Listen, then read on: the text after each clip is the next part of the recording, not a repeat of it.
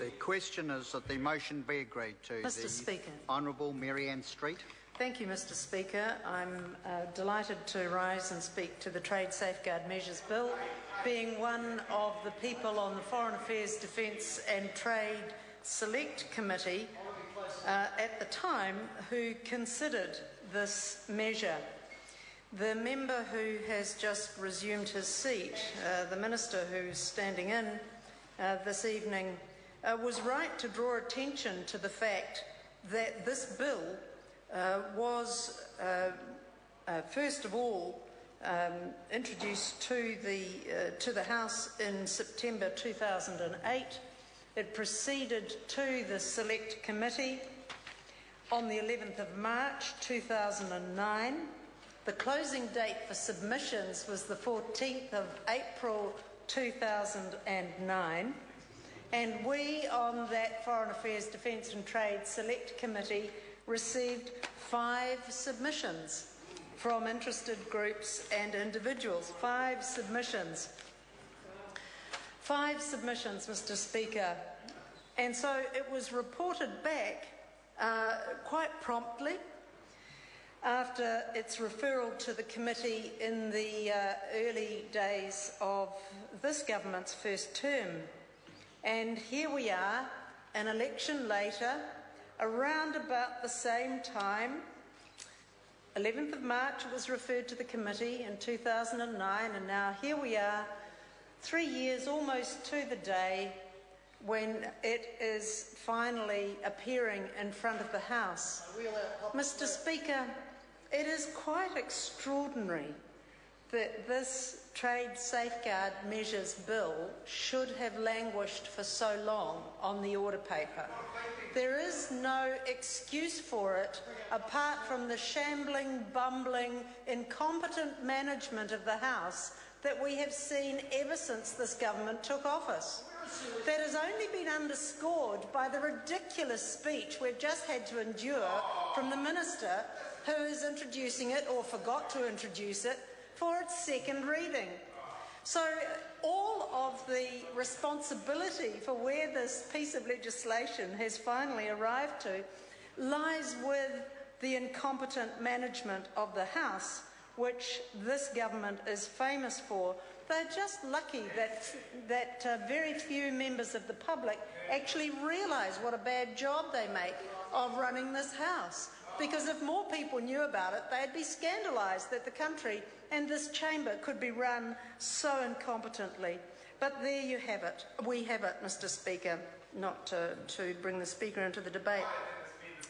Mr. Speaker, when we considered this at the Foreign Affairs, Defence and Trade Select Committee, it was clear that it was a technical bill, and it had a limited appeal outside of the Foreign Affairs, Defence and Trade Select Committee, and hence only attracted 5 submissions.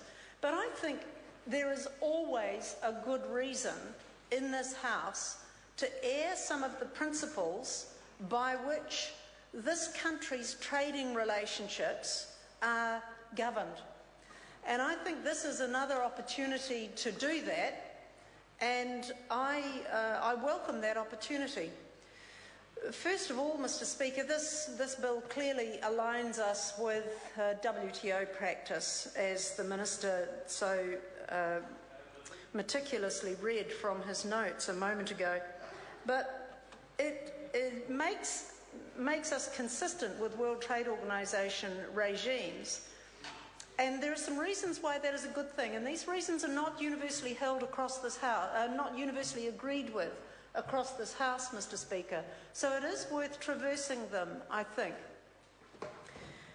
In terms of the trade portfolio, New Zealand has enjoyed for quite some time now a bipartisan approach, and that is right and proper.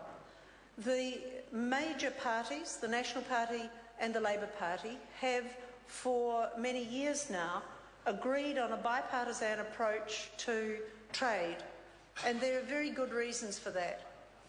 We are too small a country, and we have too short an electoral cycle to allow our trading policy to be changed potentially every 3 years.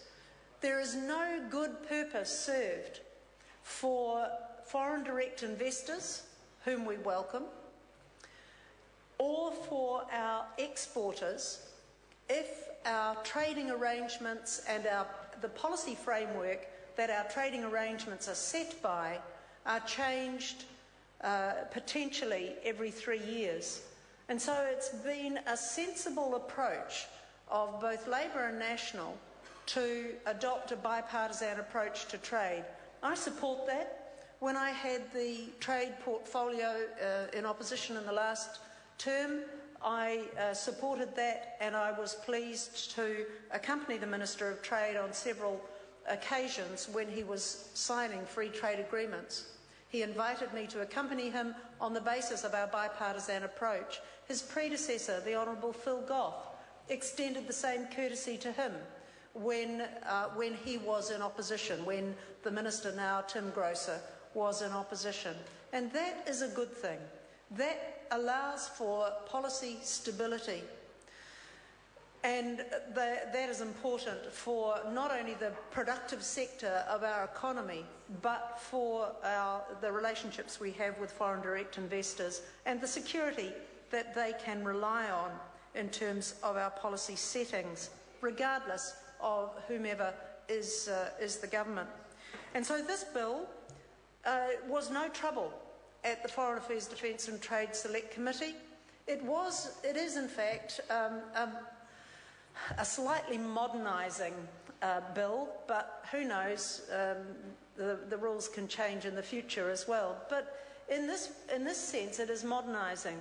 It actually hands over to some of the expertise that we have in the Ministry of Economic Development, or whatever it was before Stephen Joyce got hold of it. I hope those people of expertise are still there. The ability to examine safeguard measures to ensure that New Zealand is adequately protected in its trading arrangements, that at our borders safeguard measures are applied that prevent dumping, that prevent illegal trading arrangements that would undermine and disadvantage New Zealand. There are ways of coping with these things if we think they have happened, and they lie in the disputes procedures in the World Trade Organization system. And so those disputes procedures are referred to here as well. So, Mr. Speaker, this bill, while it will not set the world alight, at least it's not going to bring our trading relationships to a close. And I think that it should progress, but let not the government be under any illusion, Mr. Speaker, that we're impressed with their ability to bring this bill that was ready 3 years ago to the House at this late stage. A little more attention to detail is helpful when the parliamentary program and the order paper are being devised and are being constructed. Surely the ministers, or the Minister of Trade in particular, but the Minister of Commerce also have been warned about this by officials. I am sure officials would have said, Ministers, this bill needs to proceed. We are getting seriously behind the play with World Trade Organization rules and regimes, and it's time to bring this into order. And so this bill does that, and I commend it to the House. Thank you, Mr. Speaker. Call Dr. Paul Hutchison. Thank you, Mr. Speaker. It's a pleasure to speak on this Trade Safeguard Measures Bill.